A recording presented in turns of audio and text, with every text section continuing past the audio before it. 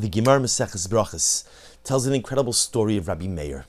And the Gemara describes in great detail how Rabbi Meir was being harassed by a group of individuals who had no good reason for harassing him, just wanted to make the life of the great sage incredibly difficult. And Rabbi Meir had reached the end of his rope to the point that he had no way to deal with these individuals but to curse them.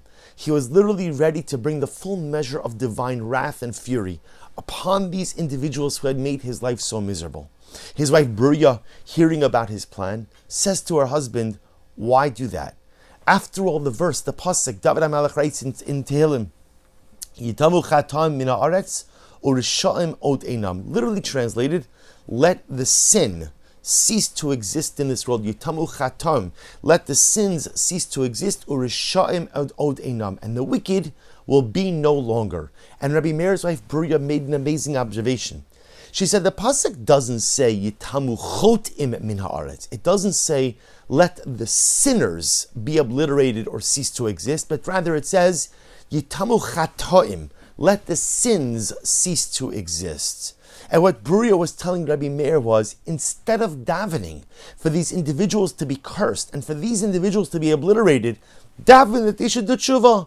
Daven that they should go out and turn themselves around. And then once it's Yitamu chatoim, once the sins cease to exist, then Urisha'im od einam, then the wicked will be no longer.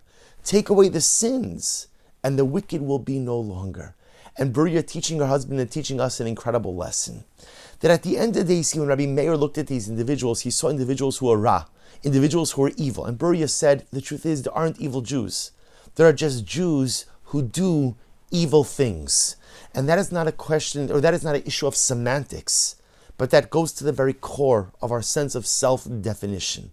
When we do something wrong, do we become evil, or do we become good people who sometimes do something bad? Rabbi Meir thought that when people engage in bad behavior, they become bad people. And his wife Bruria taught him that's not the case. When people engage in bad behavior, they're good people doing bad things. And so, my beloved husband, don't daven for them to die. Don't daven for them to be obliterated, but instead daven for them to do tshuva.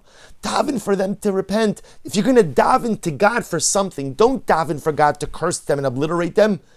Daven to God to inspire them, to ignite the spark in their souls, and even the most wicked Jew could become something incredible, something special, something holy. Rabbi Dr. Abraham Tversky, Zecher Tzadik Livracha, in his book Positive Parenting, writes, he says, when disciplining a child, one should never tell a child that they're bad. There's no such thing as a bad child.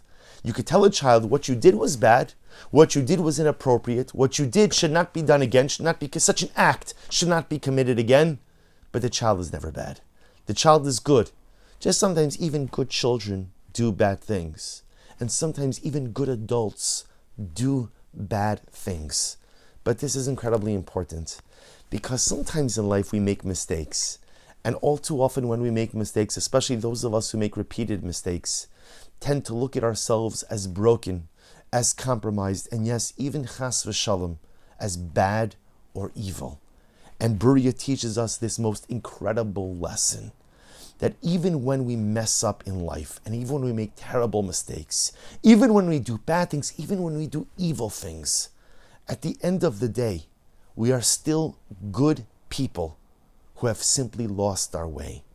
And as long as I still remain a good person at my core, even if I've gotten terribly lost on the journey of life, that inner good is still intact, that inner good is still present, and therefore it means that I still have the ability to find my way home. Wishing everyone a wonderful day.